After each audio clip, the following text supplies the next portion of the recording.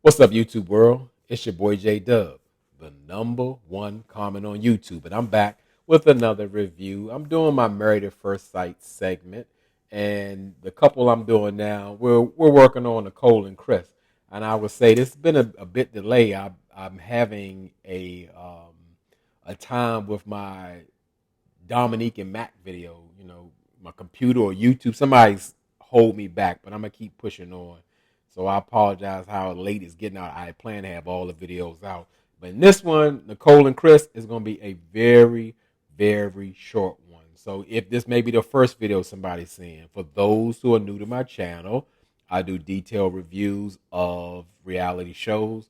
I don't do scene by scene. Particularly, I try to get the most important details and maybe pick up some details that you may have not seen. As I said in my intro, I am YouTube's number one commenter on this channel. Our channel is all about the comments. All about the comments. Say however you feel. Let this be your outlet. Get it out. That's what I created this channel for people who want to express themselves in the comments free of judgment, other than being disrespectful to each other. Why? Because you're talking to your YouTube cousin, one of the Dub family members. So that's all I ask. So let's go ahead and knock this out. This is going to be a short one. Let's go with Nicole and Chris. This is the second day of the honeymoon.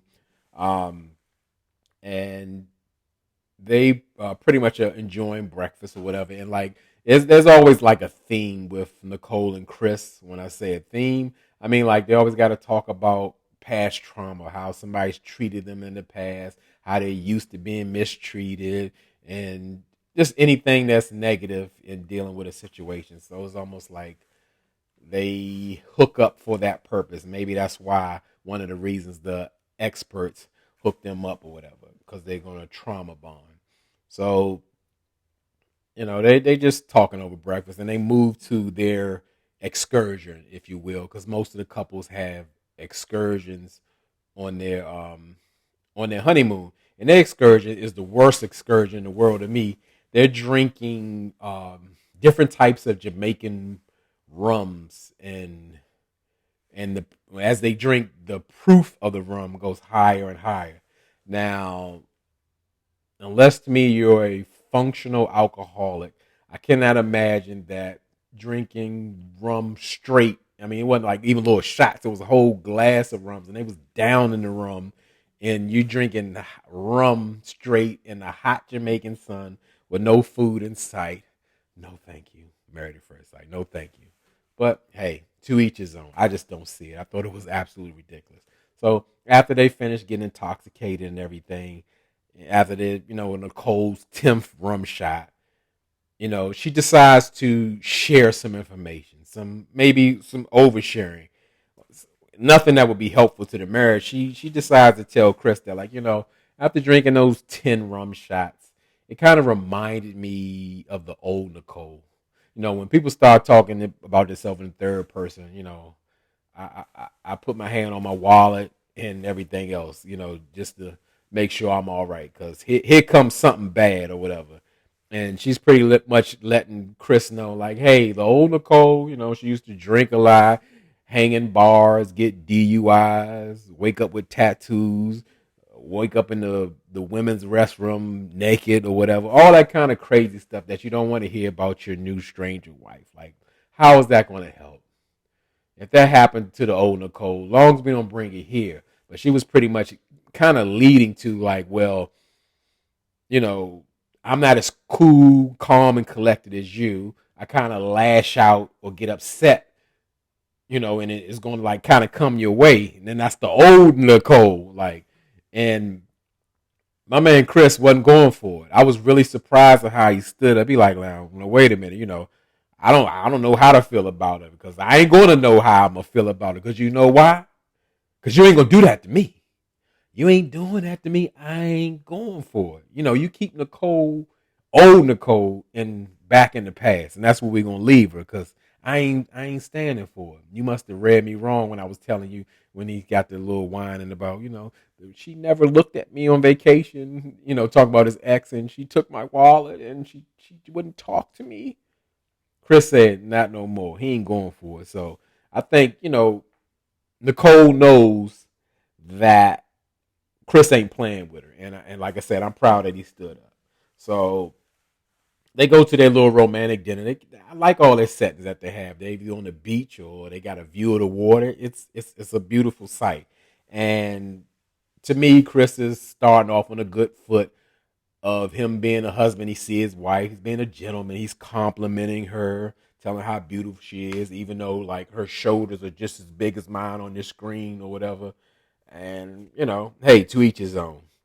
And I just like I said, I think he's on a good road of what he needs to do to make his wife feel special. But something in me doesn't believe just by her actions and her words that Nicole could really receive that love, because in her previous relationship she's always been mistreated. And when I look at her, like I said, that I love her attitude, like outlook on marriage. She seems to be um, just always looking for the bright spot in her marriage, or willing to work things out. But I see like a cold darkness in her as well. Like she almost maybe not have the true ability to love, or what a healthy relationship looks like. Like she almost got PTSD or something. Like she's been through too much to even move forward because she hasn't even dealt with it. But that's just me. That's my assessment. I'm not a doctor, but that's just what I picked up on. But at this point, as I always say, most cases, I don't believe married at first sight like pairs these couples to be successful, to fall in love and have a happily ever after at all. I feel like they trauma bond. I feel like they match for drama when they know people are going to butt heads and all that kind of stuff. And at this point, this is a perfect example when um, they bring up the future of having a family and all that kind of stuff. And Mac is very set on, like he pretty much, yeah, I'll put on my application, I need 2 kids. I need a boy. I need a girl. You always can't guarantee that, but he adamantly wants 2 children. There's no mistaking about that. And now we get to Nicole. She's like, well, as far as kids, I really can't say. When I was younger, I was such a traveler and all that kind of stuff. So I didn't want my kids to get in the way. But as I got older, I'm wondering why I don't want to have kids.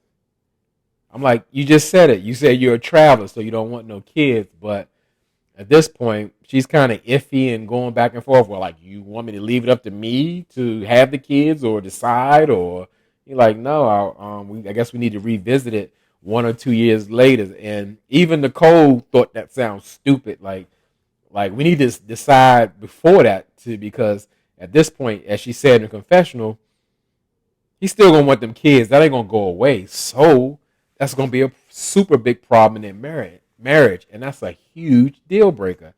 And I blame it all on Married at First Sight. Maybe I'll give a little bit blame to Nicole because I know on her application she put, "Yeah, I want kids." That's probably to get through the process or whatever. But nah, like, do I think they'll work? Yeah. Long term, no.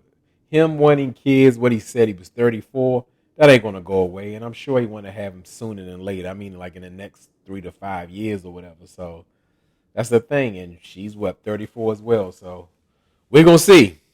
And pretty much that was it for Nicole and Chris, the 2 trauma babies or whatever.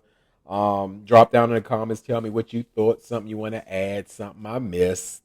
And let's get to the next couple in the next video. And as I always tell y'all could be anywhere in this YouTube world, but you're here with me. I really appreciate it, and I really mean it.